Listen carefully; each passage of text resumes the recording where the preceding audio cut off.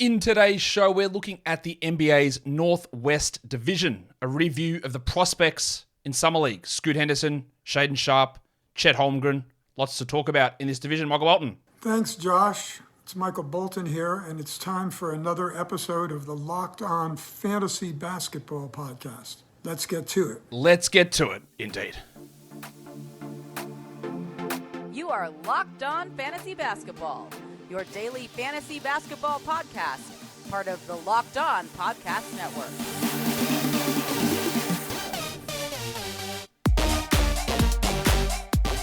Hello and welcome to the Locked On Fantasy Basketball Podcast, brought to you by Basketball Monster. My name is Josh Lloyd and I am the lead fantasy analyst at basketballmonster.com. You can find me on Twitter, as always, at redrock_bball, on TikTok at redrock_bball, and on Instagram at Locked On Fantasy Basketball. Thank you for making Locked On Fantasy Basketball your first listen every day. We are free and we are available on all platforms. Last show, we did the Atlantic Division. It was pretty boring. Now we're going to do the Northwest Division, which is jam-packed, full of prospects, and then today, I don't know when it's coming out. Anyway, the next show after this, we're doing the Central Division to wrap up the Summer League stuff. So there's a lot to talk about in the Northwest Division. We might as well get into it. Warnie. Let's get it on, Gilly. All right, the Denver Nuggets. They had some prospects that I wasn't particularly high on in the NBA draft, but one I was very high on, and I featured him on my Dynasty Sleeper video a few weeks ago. That is Peyton Watson. But let's talk about their second-round players that they took. Hunter Tyson. All of the guys that they drafted this year were older players. Tyson is just turned 23, a three-point shooter out of Clemson. I was really impressed, right? I thought he could shoot. I don't know where he's going to fit in their rotation. He hit 50% of his threes. That's great. But he did way more than that. He averaged 21 points in 29 minutes. He had 6 assists, 3.6 triples. But he was taking blokes off the dribble. He was driving. He was dunking. Now, he's not going to get that opportunity and have a 24 usage on this main team. But as a guy who can fill in with your Bruce Brown gone, obviously, and maybe battle, say, a Christian Brown for some minutes behind Michael Porter and Aaron Gordon, there was enough there. He's not going to do anything like this in the NBA, but I was pleasantly surprised to see Hunter Tyson not only just be a catch-and-shoot player, but create his own shot, dunk on blokes, and look pretty good doing it. I'm still worried about some of the defensive stuff and whether any of that stuff can translate to the NBA, and he's definitely not a draftable player. But I was more impressed with him than I was from watching the college stuff. Jalen Pickett, another older player who they got at the top of the second round, pick 32. He played 31 minutes a night, only scored 12 points. He had really low usage, 17%. 1.2 steals, a block, 5.6 assists, and 12 points. Those peripheral numbers are interesting. Now, at the moment, you would assume that Reggie Jackson, for some reason, is penciled in as their backup point guard. I don't think Jalen Pickett is going to take minutes away from him immediately, but it was okay. I didn't think that he stood out necessarily in this team. I think Tyson and Peyton Watson were the two standouts to me. But Pickett sort of just did enough, contributed right across the board, was efficient, shooting 43% from three as well. Let's talk about Watson, who I am very, very confident is going to be in the rotation. He's the only player on this team that was under 21 years of age. He's still only 20. He'll be 21 really soon. He had a few flashes towards the end of last season. He only played 2 games in Summer League. He averaged 19 points, 1.5 steals, 1.5 blocks, 52 and 81 as his percentages. Yes, he shot only 20% from three, but he was a dominating defensive presence. He was able to ramp up his usage to 26%, which will never happen in the NBA. He's going to probably take the Jeff Green backup minutes, I would guess, getting some backup 5 minutes and some backup 4 minutes. He won't be a standard league guy, most likely, but if Porter or Gordon miss, he'll get opportunities, and his dynasty value is really high. I think he is a future starter with a very fantasy-friendly game. And I really wanted to see what he could do in this setting, and he did what I wanted. Second-year player, he dominated, he played 2 games, fantastic, loved it. Julian Strawther was a first-round pick 29. Like Pickett, I wasn't big on him at the draft as I knock over my little Steph Curry thing. I know he gets upset. I wasn't high on him at the draft, and I wasn't particularly impressed with him at Summer League. He shot 34% from three. One of the things from him coming out of Gonzaga was being a good three-point shooter and a really strong rebounder. He had 18 points with 3 threes. That's fine, but the efficiency wasn't great. And only under 5 rebounds, didn't get assists, didn't shoot efficiently. He got to the line pretty well. He's a useful role player, but much like with Pickett and even with Tyson, I don't think there's starter upside in those three guys. Watson, absolutely. But Strother, Pickett, and Tyson, I don't think they're those guys, and they're not going to be rotation guys, I would imagine. Immediately, the change is just going to be Brown replacing Christian replacing Bruce, and Reggie Jackson probably jumping into that rotation, and Watson replacing Green. Colin Gillespie, who was a two-way guy last season, had a broken leg, didn't play at all. He's just really small. He only averaged 8 points in 30 minutes on 30% shooting. 2.4 steals is nice. 4.5 assists is okay. He's just really small, and I don't think he's ever going to develop into a real NBA roster player. The other guy there is Ishmael Kamagate, who was their second-round pick the previous season. He hasn't played in the NBA, and I don't think he's coming over this year. He averaged 7 points with 6 rebounds. 1.5 blocks in 18 minutes is good. 73% shooting is good. He is a prototypical sort of rim-running defensive big man with very limited, I think, offensive upside. But I think that he could return from that 2022 draft, late first-round value. I just don't think it's going to be this season. But overall, he sort of did the things that I was hopeful that he would do, but I don't have sort of outsized expectations of Kamagate's overall production or overall upside. We'll get into talking about the next team in a second, but today's episode is brought to you by FanDuel. Take your first swing at betting Major League Baseball on FanDuel, and you get 10 times your first bet amount in bonus bets up to $200. That's right. All you have to do is bet $20, and you get $200 in bonus bets, win or lose. That's $200 you can spend betting everything from the money line, over-unders, who you think's going to hit the first home run, whatever you want, parlays, futures, World Series. Check any of that stuff out over at FanDuel. It doesn't even have to be for baseball, but baseball's in season. You could be looking at NBA futures, NBA win totals. All of that stuff is available over on FanDuel. We are going to do some FanDuel win total FanDuel win total and future awards shows later on in the off-season. It's all on an app that's safe and secure and super easy to use. And when you win, you get paid instantly. There's no better place to bet on Major League Baseball than FanDuel, America's #1 sportsbook. Sign up today and visit FanDuel.com/lockedon to get $200 in bonus bets. That's FanDuel.com/lockedon. FanDuel, an official partner of Major League Baseball. Don't forget to gamble responsibly. Let's look at the Minnesota Timberwolves, who didn't have big name prospects on this team. They don't have their draft picks moving forward, but they were able to get a draft pick in this year's draft, and they absolutely knocked it out of the park. Any team outside the lottery, even some teams in the lottery, should not have passed on Leonard Miller. I don't know why they did. Does the NBA not know how to value G League Ignite? Perhaps. He only played 25 minutes a game, but averaged 15 and 8, hit 1.5 threes, had 1.5 steals, shot 86 from the line, 37% from 3. He dominated. He's huge. He can handle the ball. He can pass. He can defend. He can shoot. He can rebound. There's no minutes there in Minnesota because there's Towns, there's Gobert, there's Jaden McDaniels, there's Kyle Anderson. There's no real minutes available for him. There's the Wizard of Noz as well, Naz Reid. But when we're talking dynasty and long-term value, Miller's got a ton of upside. And I believe he is a future starter in the NBA. And from the very first quarter of that first Summer League game against the Pelicans, me and Dan Titus were sitting there watching it, went, holy shit, this guy's huge. He's dominating this game. He looks awesome. But he wasn't the only one. I thought Josh Minott looked great as well. Minott had very, very strong fantasy statistical translations as the 45th pick in the 22 draft out of Memphis last season.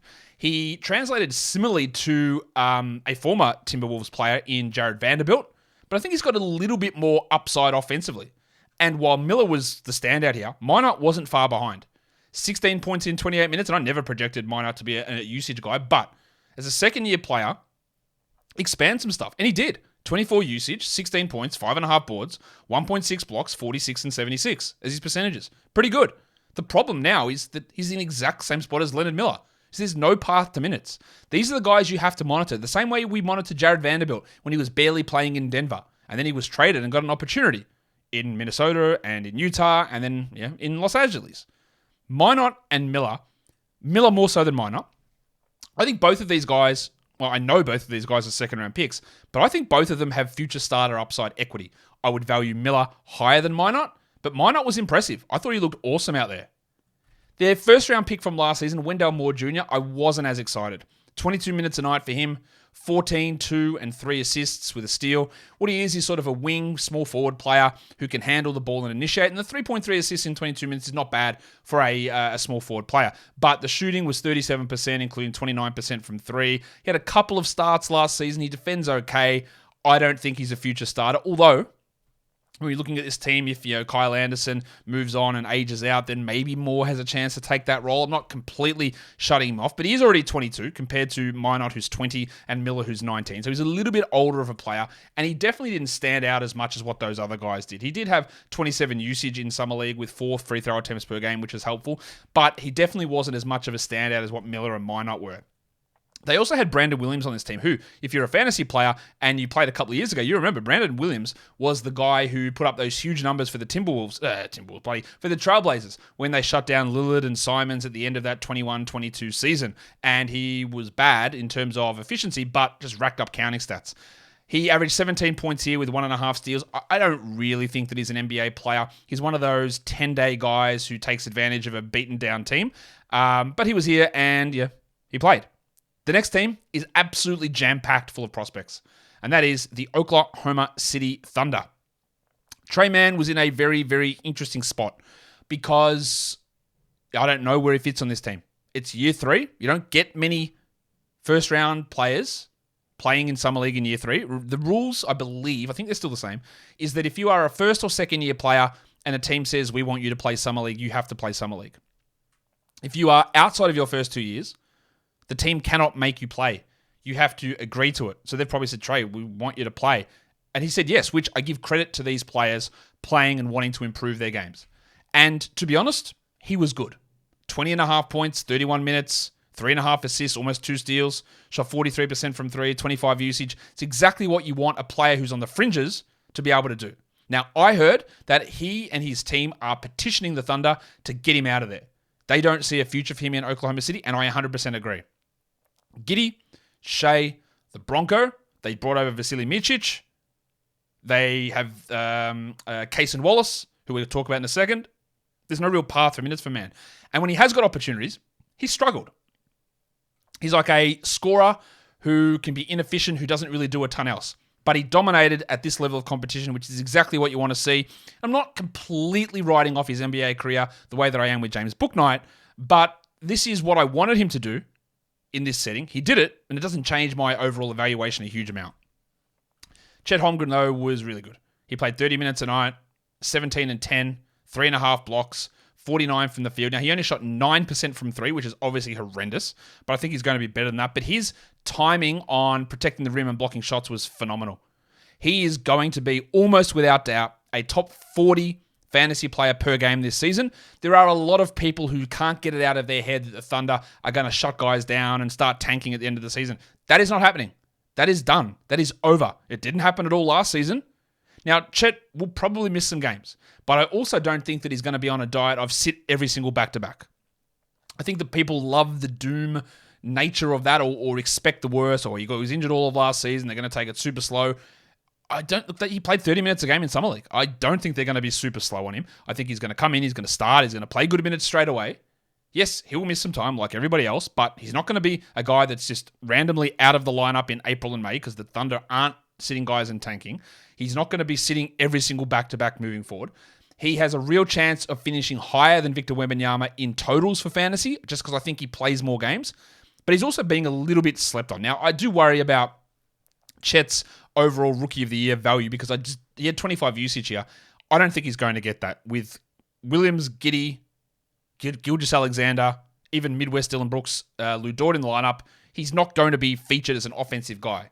He'll make his money on blocks, rebounds with some steals, and hopefully the efficiency gets there. So that's going to drop him somewhat.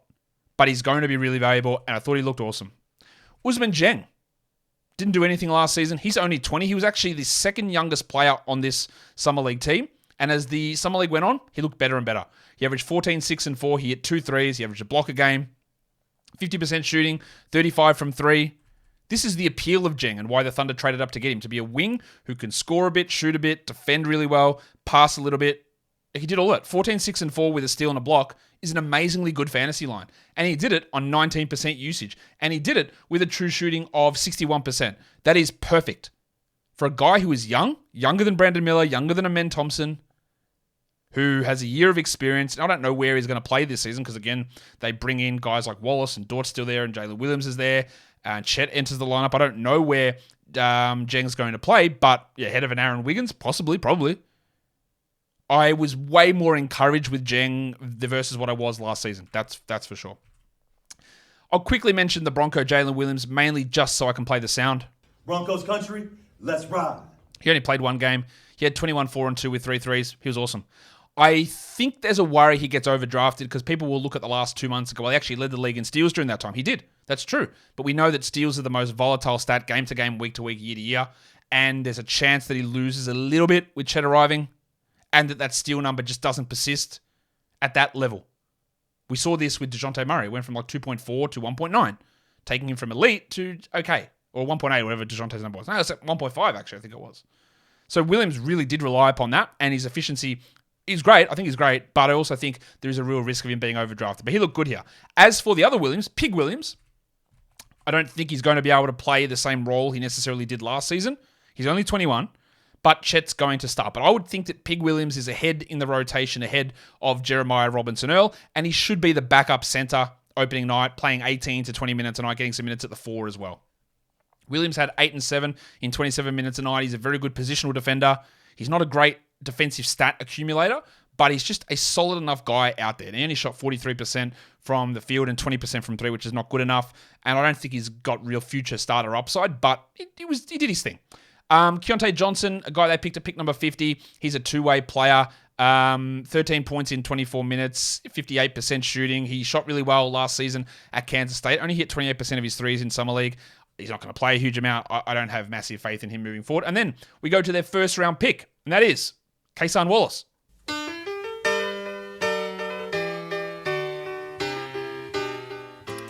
Now, the overall numbers will not wow you. They won't.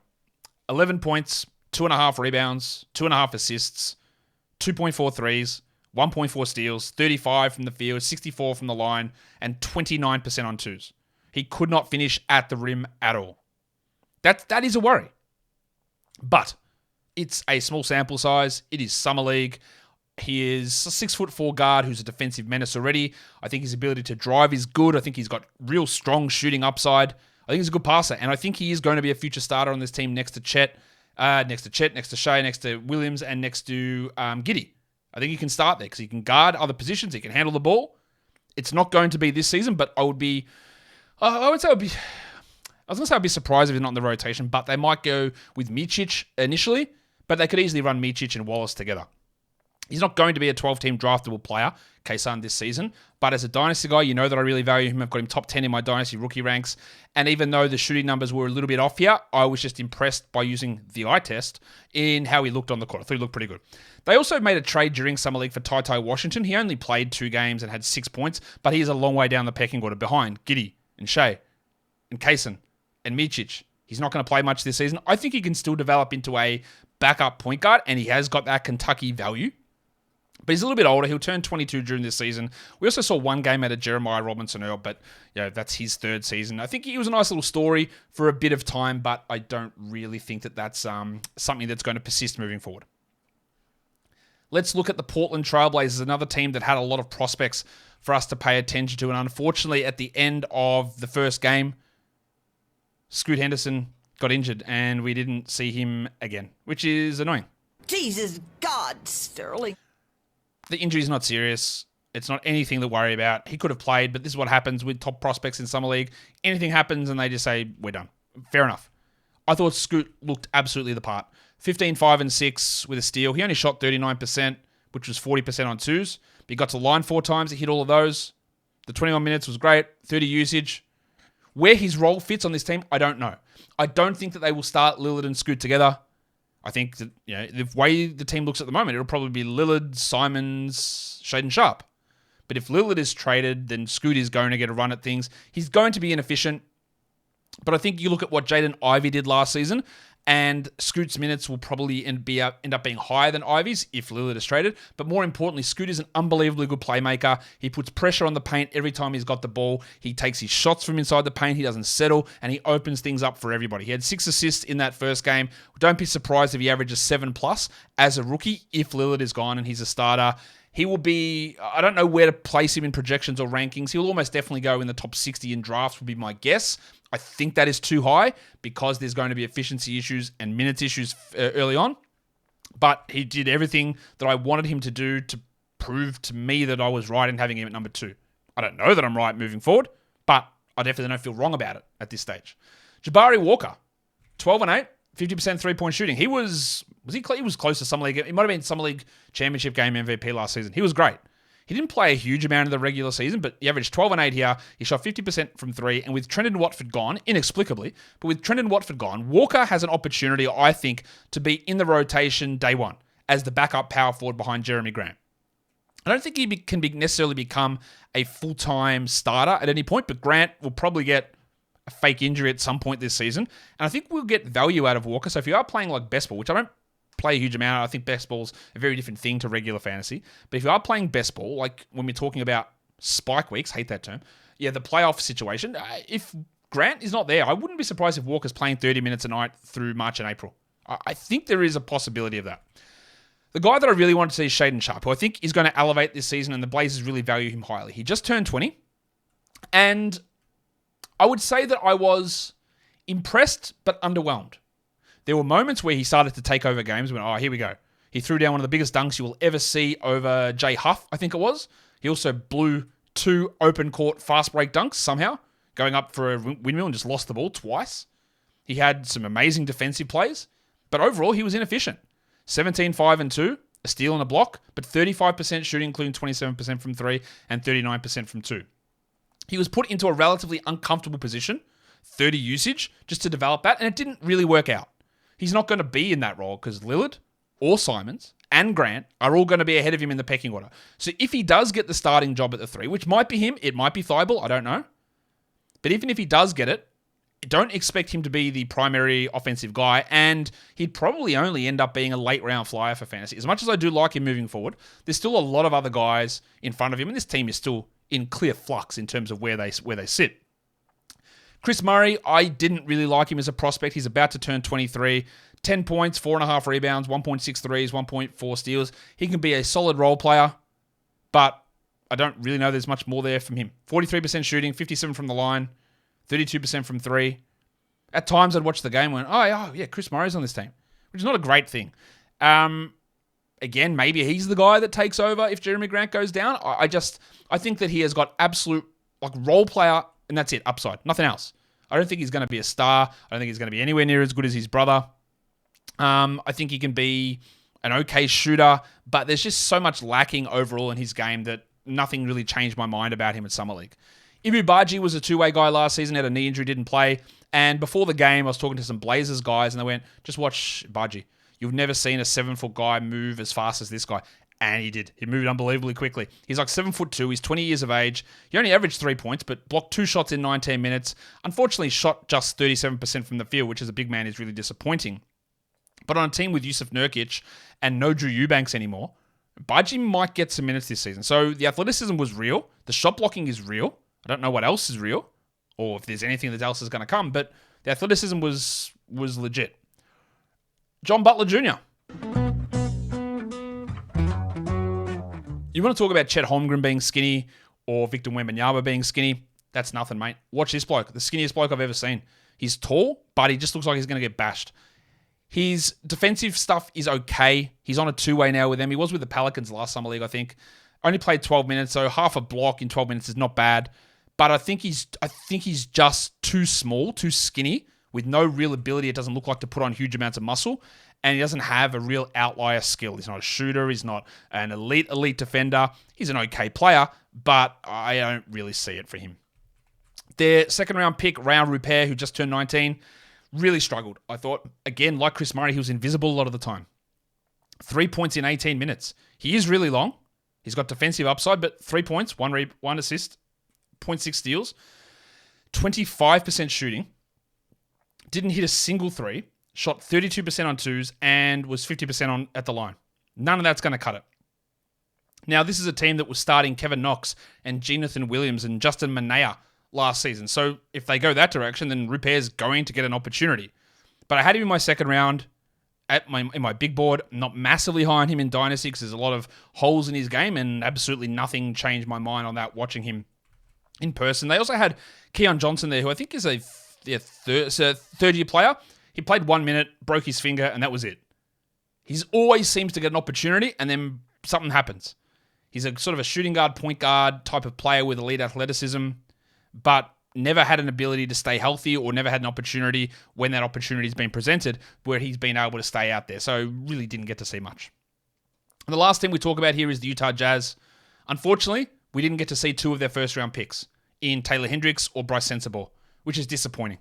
We saw a lot of the speaker, though, Keontae George, across 2 summer leagues. 6 games, sprained his ankle in the last one, 19 points, 5 assists, 3 threes, shot 39% from 3. And this team, there is a chance that he can be a starter this season. It's not likely, and I was very much out on him as a draft prospect, and it appears that I'm very wrong on that.